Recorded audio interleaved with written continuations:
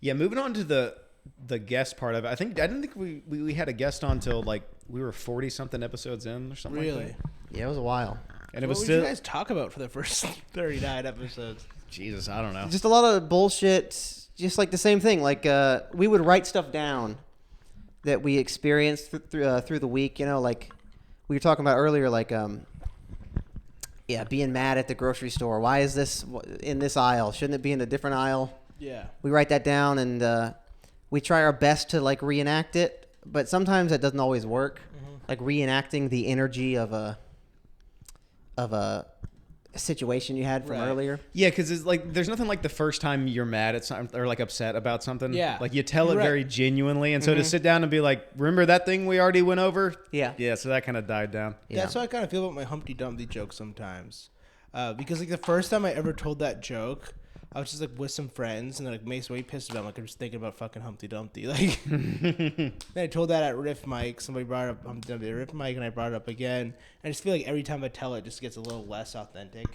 You should. Yes, dude. I have a bit like that I'm in love with that I like. I think I told it to like into death. Yeah. It's my bit about like stupid art, like bringing a child's artwork to like a Sotheby's auction Yeah. and selling it for $1 billion. Which they've done, I'm pretty sure. The first time I did that was at a Badger and Jam open mic back when it was like popping. Yeah. And literally like that was the highlight of it. And every single time I've told it after that, it's just gotten like worse and worse and worse. And you're chasing that first. I'm chasing Yeah. the dragon on it, and I just cannot get it, and it's so fucking aggravating. Sometimes it helps to put bits on the shelf for a while. Yeah. Oh, absolutely. Because we've all done this where Yeah. like you do a bit and it kills, you do it again, kills, and then it just starts to bomb. Were you guys at my Ice House show For the for the Jester's Club? yes, we were there. You saw I retold my first joke from when I was 15 years old at that show. Yeah. This was my it was 7 years ago to the day that I wrote that joke down. And that was I figured, it's the oldest comedy club in the world, right? The Ice House is. I think so. It used to be Rodney's, or it used to be Dangerfield's, but now Dangerfield's is Rodney's in New York. So I think the Ice House now. But anyway, I retold that. It was a Dunkin' Donuts joke that I wrote when I was 16 years old. And I retold that one again. It felt really good to tell it again. Yeah. But I remember there was a time where I was like, I hate this joke so fucking much. I've been telling it for 2 years, and I just stopped telling it Yeah. for like 5 years. It was the first time telling it in 5 years, which was crazy. I think that's healthy though, because you hear these stories of comics who do the same acts for their whole career. Couldn't imagine that. Yeah, right? Couldn't imagine that. How do you do that? Can't imagine that. I forget who, but like I saw this. Who was it? I saw this one like a famous comic, twice, and he just had the exact same set. Yeah. And I'm like, how could you? If it's like an hour special, like I get it, but like every single like joke for joke, you have no new material, right? How I don't get that. Some comics just do the same 5. Yeah. And that's their act. Yeah. Well, a lot of them are just from a different time. They're from like the Johnny Carson days when you could get Yeah. away with that. Yeah, those older people. But you do see some people, like you'll run into them at an open mic, and they'll do the exact same 5, and you're like, well, what's the point of the open mic? Right. The open mic is to try new shit. Just get the reps in, like Yeah, just to say it again. My favorite's like having a bit that just went out of the act, and then you sit on it for like a year and a half, and then you're in a rut. You're not writing anything else, so you're like, let's go back and revisit it, and then you get a new angle on it, and it becomes like this big thing now. Yeah. Because it's this joke that used to bomb, and now you're like, I finally, and it just sat there, just collecting dust for a fucking year. Yeah. I used to do this at open mics. I used to go, like a handful of times. I'd be like, I don't want to bomb at this open mic, so I'll just go to this open mic and I'll play the hits, and do as best I can and then leave. But in doing that, you don't learn anything and you don't try any new shit. Yeah. So there's no point in going to a mic and doing a joke that is proven. you know is done and proven Yeah. and works. It's like you're just you're trying to just kill at a fucking open mic. Just Also, it might do even, new shit. It might even go against you. Like if you do a joke that you know kills, and it's just like a shitty mic or like a shitty crowd, you'll be like, "Does that kill? Yeah. Really?" And you'll start to churn it around in your own head. Like I don't know, like when I was first, maybe when you're first starting out, like when I was first starting out in LA again, like a year or two ago, I really didn't have 5 minutes. Like all my jokes were from when I was, still in high school. Because I started in high school and I stopped when I was in college. So I was like, I don't want to tell all my old jokes from high school, right? So I would go up and I would do like 2 minutes, and then I would just be like, all right, that's my time, that's everything. Or I would go and I would just tell the same, 3 minutes from before, right? Yeah. But like as I kept doing it, I had more jokes. Now I can get to the point where it's like, all right, I have just like 5 vague concepts I can just kind of talk about. Yeah. See if there's anything there. That's incredible that you did your first one in high school. Yeah. How old? I think I was 16 years old. So this was I was born in this town called Medfield. It's just outside of Boston, J-O-B. And so we call ourselves J-O-Bs. And Oh, just outside of Boston. just outside of Boston. Do you save a lot of time abbreviating that? Yep, J-O-B, just outside of Nice. Boston. I'm a J-O-B. Because We're a J-O-N. Just outside of Nashville. J-O-N. You're John's, man. Because like you say that a lot. Oh yeah, Medfield. It's just outside of Boston. Like it's 45 minutes outside of Boston.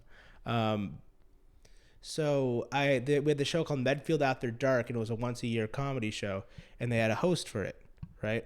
Every year they had a host. They would go up and they do a crowd. I remember being like, "Hey, I've always wanted to do stand-up.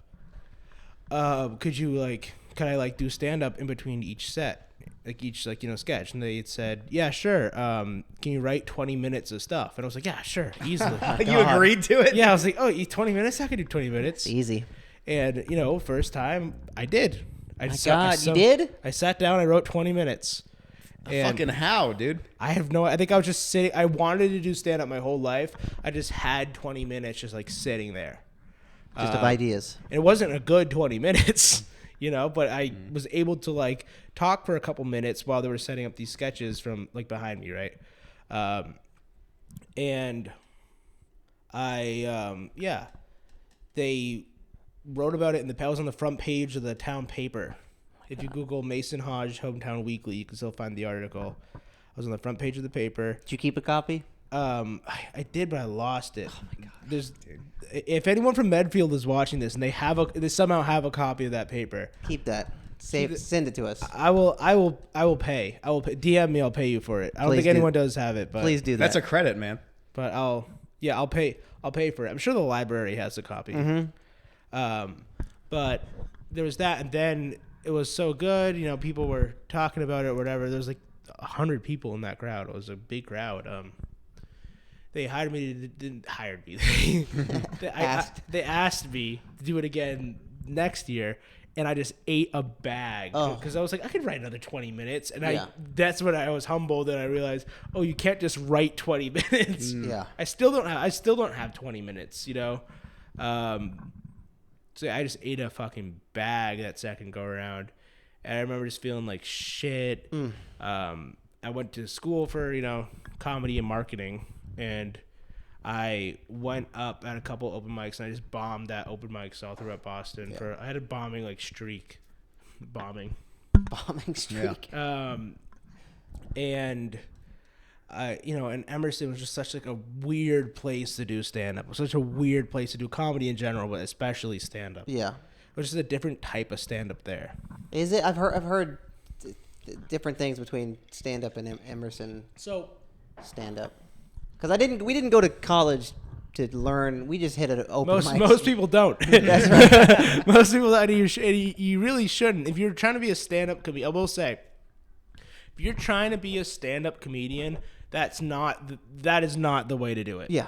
I don't think the people that were doing it were mostly just trying to be comedic actors or comedic, writers, right? The major itself is kind of pitched to you as you'll understand the fundamentals of comedy. Yeah. But stand up wasn't the main thing. There was a stand up class. I took it. It was all right. What do they teach you in stand up class? just like, you know, here's like how you would write. It was mostly a workshop class, Interesting. you know. But like the stand up there, it's like, you know, I always say you can always tell the type of comic that goes up on stage and it's like, oh, you know they've rehearsed this 5 minutes. They've got every word memorized. Yeah. You know what I mean? Yeah. And just comes out as so disingenuous. You know what I mean? And it sucks because that's so much work. Yeah. What they're doing to like go in there and memorize every word of your set and get it all down to like a T. But it just feels so like fake when you do it that way. That was a big problem for me for a long time. Yeah, Was I'd yeah. go up and I used to write out the whole set like this is the words I am Right. going to say. Yeah. Right. And I still have sets like that. Right. Where, because it can fade in and out. Where I could do a joke and it's I'm telling it and I'm like I'm just reading the script. Yeah. I know it, but other times you can do it, but you're more in the moment and it feels better. Right. But it's like an active thing you got to think about. Like you got to change it little bits in real time while you're doing I it. think once you hit that like stream of consciousness, that should be like the end goal. Yeah. Yeah. But you know, it's like, yeah, and that is something you grow out of. But that's what I felt like a lot of the stand-up was. At least that's how I felt like that's what kind of like was encouraged, I guess. I mean, there was a lot of people there who were very good stand-ups. Also, most people there didn't like want to do stand-up. Like I remember there was like a group chat when I was a freshman, and it was like everybody who got into that program, and I was like, hey, I got into this school because I submitted a stand-up clip. Do you guys do stand-up? Like, why don't you guys send me your clips? I'd love to see your stuff. And they were all like, no, we're not going to do that. No. I don't do stand-up. That's not my thing. I was the only one who submitted a stand-up tape. Wow. Everyone else did like sketch or Good on you. improv or submitted a script they wrote. No one else really went into that program wanting to do stand-up. And I really didn't like want to just do stand-up either. But like, I don't know, it was just weird to see how no one like even tried, Yeah. you know? And your first set, you did 20? I did. It was like increments of 5 throughout the night. Okay. And Or 2 or 3 here or there, you know. good, like, would you say it worked good, or like it was did you bomb? Was it like a good for the first time? I did as well as a 14-year-old, 15-year-old in his hometown There you in go. front of a audience of people who knew him. There you go. could have. That's how you have to Yeah. play it. Yeah, that's how you have to think about it. I mean, it was I was definitely like a feat I was proud of, you know, and I'm glad I did it because that sparked like my love of comedy and everything. But I'm sure if I told those jokes, and I'm also that clip is still on YouTube of me Oh my god. doing it, and you can tell I'm just shaking and I'm nervous the whole time, Yeah. and like that's something you know everyone has to outgrow when they do stand up or Yep. when they're on the stage acting, whatever it is you do. Yep. But yeah, I mean, like, you know, I did as well as I could have. Yeah. They were about me in the paper. It was cool. That's you know. awesome.